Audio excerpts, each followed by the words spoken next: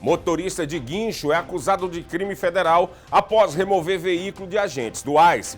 Brasileiro é condenado por tentar entrar 3 vezes ilegalmente nos Estados Unidos. E no Congresso americano, brasileira denuncia abusos de Jeffrey Epstein e cobra transparência das autoridades. Tudo isso e muito mais agora no Agenda 47.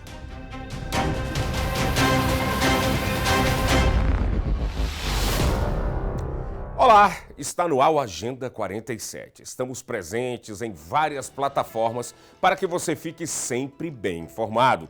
Em todos os Estados Unidos e Canadá pela SPT Television, SIC Internacional. Também na plataforma de streaming SPT Plus. E claro, no nosso canal no YouTube do Seabra Brazilian Television. Inclusive, eu vou pedir que você aproveite agora, se inscreva, comente, compartilha e ative aqui, o sininho das notificações para não perder nada em nosso canal. Informação de qualidade, credibilidade e conexão direta com a nossa comunidade, onde quer que você esteja. Em Los Angeles, um motorista de guincho, Bob Nunes, de 33 anos, foi preso pela Justiça Federal. Ele é acusado de guinchar um veículo de agentes do ICE durante uma operação de imigração. O carro estava bloqueando a fuga de uma influenciadora do TikTok. O episódio, ocorrido em 15 de agosto, foi filmado e viralizou nas redes sociais, permitindo às autoridades rastrear Nunes. Ele agora enfrenta acusação por furto de propriedade do governo. E, se condenado, pode pegar até 10 anos de prisão. A ação reacende o debate sobre a atuação de forças federais na Califórnia. Olha as imagens aí. Olha as imagens, ele levou, a gente tentou, inclusive, diretor, tem como a gente colocar a imagem dele, ele fazendo o reboque, ele fazendo o tow aí, ele aí foi o momento que ele foi preso e agora vai responder por essa acusação de roubar. Olha lá, olha ele movendo o carro do ICE, o carro do ICE estava bloqueando esse Tesla aí. E o agente do ICE sai dizendo, olha, rebocou meu carro aqui, o agente sai sem entender nada, e ele leva o carro embora. Seria cômico se não fosse trágico para ele, que agora enfrenta uma acusação federal. Uma mãe guatemalteca que vive nos Estados Unidos desde os 9 anos e tem 3 filhos cidadãos americanos, teve sua deportação temporariamente bloqueada por um juiz de imigração. A mulher foi detida após uma abordagem controversa do ICE, gerando tensão entre organizações de defesa dos direitos civis. Agora ela aguarda o andamento normal do processo imigratório, enquanto o caso reacende debates sobre os direitos constitucionais e os limites da política de deportação acelerada, sobretudo quando houver núcleos familiares com indivíduos com cidadania americana. O episódio reacende o debate sobre o devido processo legal e o respeito à separação familiar dentro dos Estados Unidos. Tiago Aquino de Paula, brasileiro de 33 anos, residente em Worcester, Massachusetts, foi condenado a 6 meses de prisão por reentrar ilegalmente nos Estados Unidos após ter sido deportado 3 ocasiões e mais. Em 4 de novembro de 2021, a sentença foi imposta pela juíza federal Margarete Guzmán e após cumprir sua pena, ele será deportado novamente. Esse caso reflete o endurecimento das políticas imigratórias do governo Trump em seu segundo mandato, iniciado em janeiro de 2025, que implementou ações de deportação em massa, fim de zonas protegidas e intensificação do controle interno da imigração. Estima-se que em 2025 o processo por reentrada ilegal previsto no artigo 1326 chegaram a níveis recordes em cidades como Austin, no Texas. Além disso, desde 2018 até 2022, os Estados Unidos deportaram 11.300 brasileiros, um aumento de 65% em relação aos 5 anos anteriores, resultado de um acordo bilateral entre os governos Temer e Trump naquela altura. Segundo o Pew Research Center, a Flórida chegou a 1,6 milhões de imigrantes indocumentados em 2023, um salto de 900 mil em relação a 2021. O maior crescimento entre os estados, atrás apenas da Califórnia e do Texas. Esse aumento foi impulsionado por imigrantes com proteção temporária contra a deportação, como o TPS e autorizações de trabalho em 2023. Cerca de 6 milhões de imigrantes indocumentados nos Estados Unidos tinham essas proteções, mais de 40% do total, contra 2,7 milhões em 2021. Dados completos da Pew Research Center confirmam essa evolução inédita no estado da Flórida. O governo Trump anunciou o fim do status de proteção temporária, o TPS, para mais de 268 mil venezuelanos. Essa proteção, que evitava deportações, deixará de valer a partir do dia 10 de setembro de 2025, segundo o Departamento de Segurança Nacional. Beneficiários relatam medo e incerteza. Várias pessoas chegaram a dizer que essa medida as expõe a uma deportação. Dizem pessoas que perderam os status. Vale lembrar que cortes federais chegaram a bloquear essa medida, mas decisões recentes da Suprema Corte e do DHS a mantêm até novas decisões judiciais. Na terça-feira, dia 2 de setembro de 2025, a Câmara dos Deputados dos Estados Unidos divulgou mais de 33 mil páginas de documentos sobre o caso de Jeffrey Epstein, entregues pelo Departamento de Justiça. A maior parte desse conteúdo já havia estado disponível publicamente, cerca de 97%. Segundo democratas, enquanto apenas 3% é novo, como registro de voos e formulários de entrada nos Estados Unidos. Entre os novos documentos estão logs dos voos do jato particular privado de Epstein e formulários de entrada revelando movimentos entre 2000 e 2014. A divulgação reacende o debate de transparência total e respeito à privacidade das vítimas. Parlamentares como Thomas Massie, um republicano, e Ro Khanna, democrata, intensificam a pressão para liberar todos os arquivos que ainda estão retidos. E ainda falando desse caso de Jeffrey Epstein, em uma coletiva realizada no Congresso dos Estados Unidos, na quarta-feira, dia 3 de setembro, a brasileira Marina Lacerda, hoje com 37 anos, revelou que ela foi vítima de Jeffrey Epstein aos 14 anos de idade, em Nova York. Ela disse que acreditou tratar-se de uma oportunidade de trabalho, mas acabou presa em uma rede de exploração sexual que, segundo ela, durou 3 anos. Somente em 2008 o FBI a procurou, mas ela só pôde depor quando o caso foi reaberto. Agora, Marina pede que o Congresso americano aprove uma lei para obrigar a divulgação de todos os documentos sigilosos desta investigação. Uma denúncia comovente e um pedido por transparência à justiça norte-americana. Uma comitiva formada por cerca de 130 empresários e lideranças setoriais de estados como Minas Gerais, Paraná, Paraíba, Rio de Janeiro, Rio Grande do Norte, Santa Catarina e São Paulo está em Washington essa semana. O grupo, organizado pela Confederação Nacional da Indústria, participou ontem, dia 3 de setembro de 2025, de uma audiência no escritório do representante comercial dos Estados Unidos, chamado USTR, na investigação da seção 301 contra o Brasil. Entre os setores mais atingidos pelo tarifaço de 50% nos Estados Unidos estão a cerâmica, carnes, pescados, café, frutas, bens de capital e calçados. Os empresários defendem que o Brasil não aplica práticas comerciais injustas e buscam negociar novas exceções à tarifa.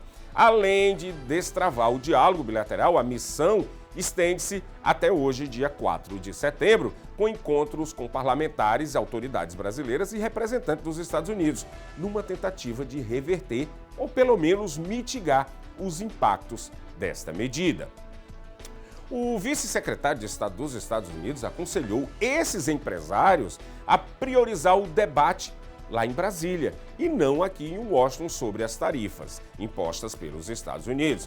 Em um encontro sigiloso, os representantes da CNI e o embaixador Azevedo e a ANCHA, os americanos explicaram que 10% dessas tarifas são recíprocas, mas os 40% restantes têm sim motivação política e devem ser negociados junto ao governo brasileiro em Brasília. Os empresários deixaram claro que a redução das taxas não deve acontecer a pelo menos curtíssimo prazo.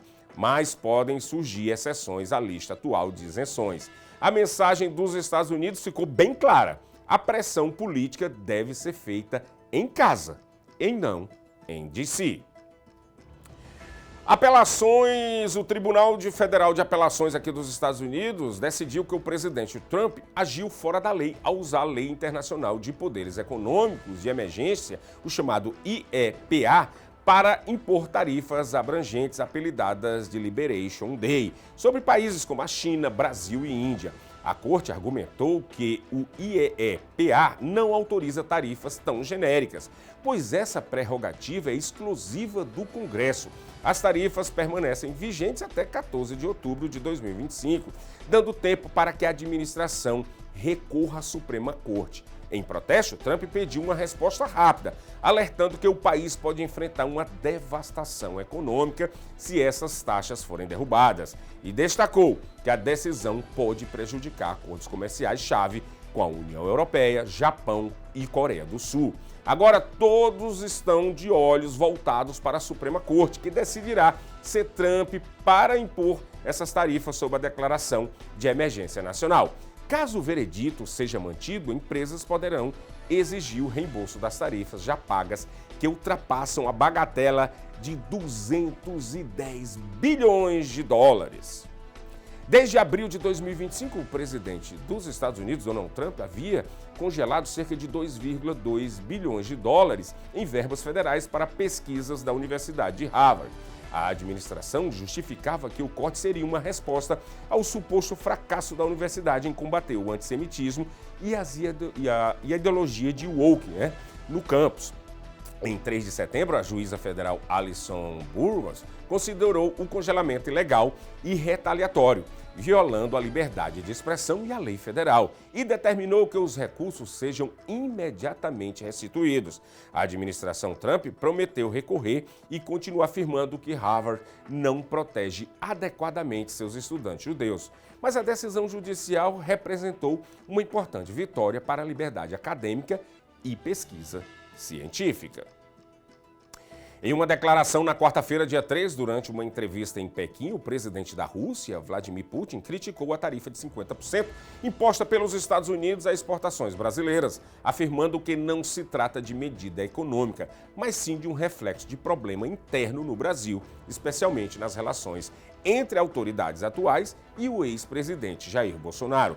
Segundo Putin, os Estados Unidos estariam usando a guerra na Ucrânia como um pretexto para justificar essas sanções e resolver questões de caráter econômico com países cujas conexões internas incomodam Washington. Esse posicionamento chega em meio a uma crise diplomática entre o Brasil e os Estados Unidos, no qual o governo brasileiro avalia medidas de retaliação e pede negociações, enquanto mantém firme a defesa da soberania brasileira. Nesse momento, a interferência jurídica e externa está em jogo. Inclusive, vamos nesse momento ver um trechinho do que falou o presidente da Rússia, Vladimir Putin, sobre a relação Brasil-Estados Unidos. Существует диспропорция в торговле между Соединенными Штатами и Индией, Соединенными Штатами и Китаем. Но нет никакой диспропорции в экономических отношениях между Бразилией и Соединенными Штатами. Первое. Второе. Дедлайн был обозначен 8 августа, а против Бразилии ввели дополнительные пошлины 6. Причем здесь Украина? Хотя ссылки были на Украину. Ну при чем здесь? Да ни при чем. Там проблема, вот именно там, проблемы во внутриполитических раскладах, в том числе связаны с взаимоотношениями между действующими властями и bывшим президентом Болсонaro. При чем здесь Украина? Ни при чем. Это первое. Второе. Com essa declaração de Vladimir Putin, observa-se que realmente o Brasil está envolvido aí em relações dos grandes países, em forças militares e econômicas do planeta, como a China, a Rússia, Estados Unidos, e o Brasil recebendo aí esse apoio do Vladimir Putin. Vamos ver o que é que vai dar, né? Madureira, nosso diretor de imagem, por favor, corta aqui nesse monitor os jornais. Vamos ver os jornais aí, o que é destaque nos jornais aqui das comunidades brasileiras. Jornal dos Esportes, governadora de Massachusetts apoia acordo com o ICE, mas rejeita deportações em massa. Então isso é destaque agora no Jornal dos Esportes, que traz também que 2.782 pessoas foram detidas. Aí se intensifica a prisão de imigrantes sem histórico criminal em Massachusetts. Aí ele fala sobre o terrorismo no México, tragédia lá em Minneapolis, desencadeia reações polêmicas e divisivas. Tudo isso no Jornal dos Esportes, que você pode encontrar aí nos comércios, né? Nos comércios brasileiros, onde tem realmente algum brasileiro, uma churrascaria, tem sempre jornal lá disposto. Vamos ver o próximo, é o G-News, Brazilian Road the World. O G-News, ele é um jornal mais político, ele traz também relação à imigração. O Pentágono convoca civis para reforçar o combate à imigração dos Estados Unidos. Tarcísio critica investigação contra pessoas que apenas expressam críticas. E o governo dos Estados Unidos vai revisar os 55 milhões de vistos estrangeiros. Traz aí. E o G-News, ele está batendo bastante nessa questão da Tonya Biomedical Spa, que fala que mira a polícia. Próximo jornal aqui, Brazilian Times, lá de Massachusetts. Estados Unidos planejam deportar brasileira trans detida pelo ICE em Maryland. E fábrica de diploma dos Estados Unidos invadem o Brasil. Uma investigação aí que faz os diplomas falsos, né? Operação de imigração em obra em Fall River resulta na prisão de 2 brasileiros. A gente, inclusive, não foi, diretor? Soltamos essa matéria aqui, que o brasileiro lá em cima do rooftop, em cima do teto, ficava gritando para trazer o passaporte dele. A gente soltou aqui essa semana e é destaque aí do Brazilian Times, tá bom? Chegou a hora de dar um abraço para a nossa audiência espalhada por todo mundo, porque vocês sabem que aqui a gente está aqui na SBT Televisão Internacional, mas estamos no stream e estamos no YouTube também. Então quero mandar um abraço aqui para a Rosana Araí, que está nos assistindo lá do Japão, Natália Rodrigues, de Massachusetts, Zé Motinha, lá em Fortaleza, no Ceará, é meu conterrâneo, Dona Fátima, da cozinha do restaurante Oasis, lá em Medford, Massachusetts. Um abraço, Dona Fátima. O pessoal do 1 Pixel Studio, que nos assiste lá em Massachusetts também. Wellington Canine, em São Francisco, na Califórnia, ligadinho no Agenda 47. Você quer que a gente mande um abraço para você? Não tem problema, basta você comentar lá no nosso canal Seba Brazilian Television, deixa um comentário e diz, olha, manda um abraço, diz de onde você está, que é legal a gente saber de onde você está.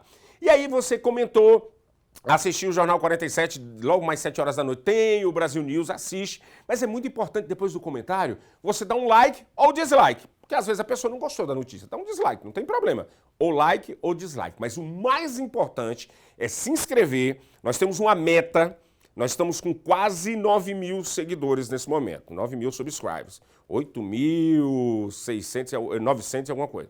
Quando chegarmos a 10 mil é uma marca, eu quero agradecer você, eu quero pedir inclusive esse apoio para você. Nesse momento agora, se inscreve, se inscreveu, clica no sininho, aí assim chega as notícias para vocês aqui. Nosso diretor Madureira morre de rir, que ele gosta dessa parte que eu digo assim, clica no sininho. Aí ele bota, ó, lá na hora, lá no suíte, eu dou trabalho para ele. Um dia eu vou virar de uma vez e vou falar assim, bota no sininho. Aí ele bota aqui. Quero agradecer imensamente a toda a nossa equipe, Carlos Madureira, Eduardo Moreira também, é tudo eira aqui, né? Pelo esse trabalho aqui no nosso programa, e temos um encontro marcado logo mais às 7 horas da noite, onde estarei ancorando o Brasil News, trazendo as atualizações do dia, dos Estados Unidos, do Brasil e do mundo. Muito obrigado pela sua audiência e até mais. Valeu!